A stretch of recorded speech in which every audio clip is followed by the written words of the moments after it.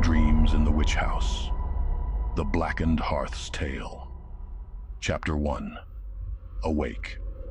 For centuries I waited, patient as the void itself, my power dormant but never extinguished. Keziah Mason, bound to me by blood and whispered rites, scurried through my halls like a feeble rat.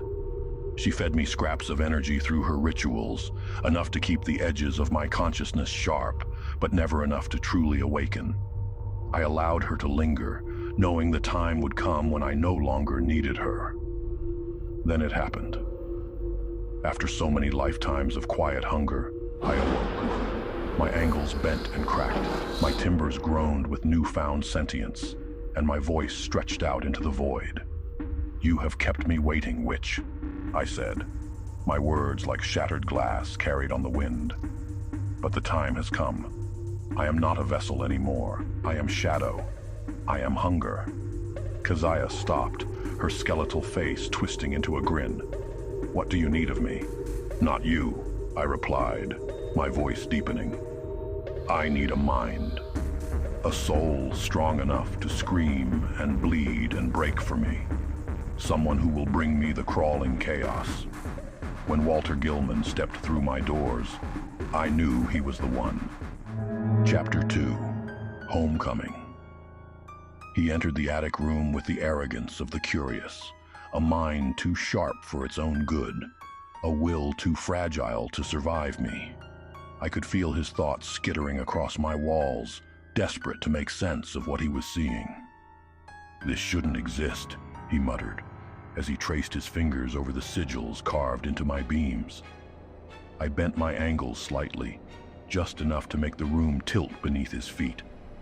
He stumbled, his notebook falling from his hands. "You came for knowledge," I whispered into his mind. "Let me show you the truth." He gasped, clutching his head, but he didn't leave.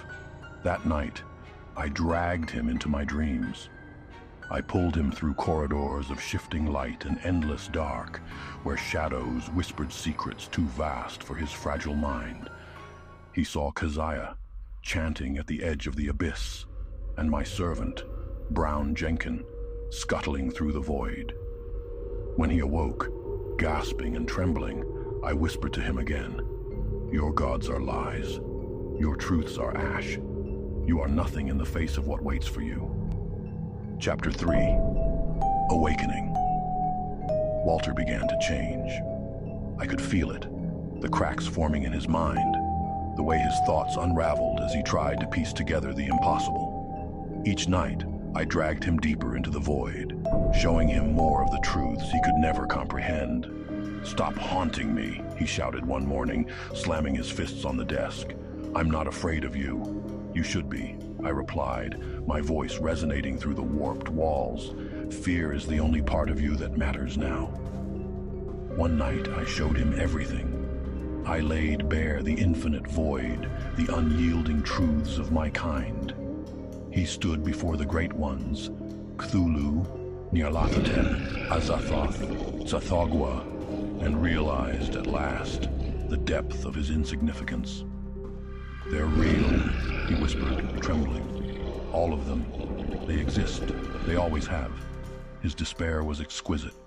"I'm nothing," he muttered. "Nothing compared to them." "Yes," I said, coiling tighter around his mind. "And through your nothingness, they will come." Chapter 4. Broken. Walter's will was breaking, and I tightened my grip. He thought he could fight me, but his body was no longer his own. I moved his hands, forcing him to trace my sigils on the walls, their glow casting jagged shadows across his trembling form. "I don't want this," he screamed. "You don't need to want," I replied. "You only need to obey." Keziah watched, her grin widening as his protests grew weaker. "The house has chosen you, Walter," she said. "Few are broken so perfectly." "This isn't me," he whimpered, tears streaming down his face. "I'm not doing this. Your soul belongs to me," I whispered, my voice wrapping around his thoughts. "Your body is a tool. Your mind is a toy.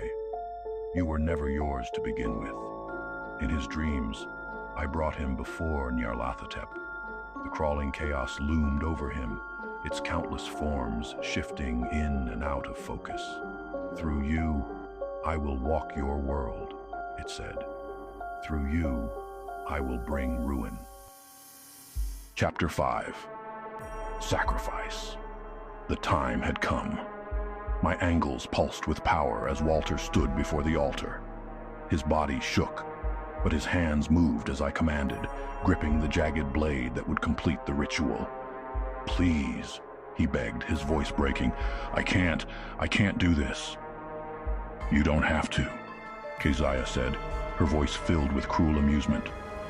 The house will do it for you. The sigils on the walls burned brighter, their glow cutting through the heavy air. The void pressed closer, its presence vibrating through every beam and corner of me. Nyarlathotep waits, I whispered. You will bleed for him. You will die for him. Walter screamed, tears streaming down his face. I don't want to die. Your desires mean nothing, I replied. You are a whisper in the void, a shadow in the dark. Your life is only worth what it brings to me. With a final, agonized cry, Walter plunged the blade downward. Light and shadow erupted from the altar as the boundaries between worlds began to tear. Chapter 6. Reckoning.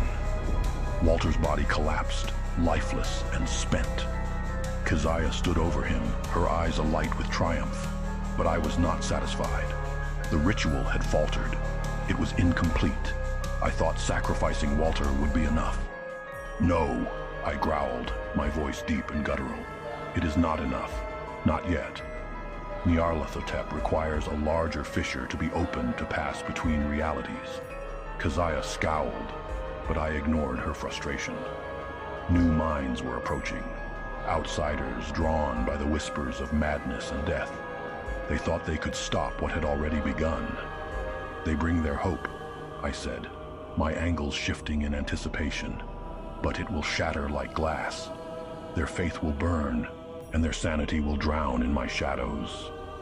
I felt their footsteps nearing, their feeble light flickering against my walls.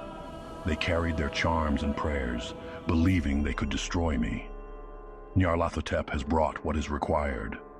I am the void, I whispered, bending my geometry to greet them. I am the hunger that devours light. I am the truth that ends all hope. As they crossed my threshold, I gave them my final promise. All things come to ruin, even gods, Cthulhu, death may die,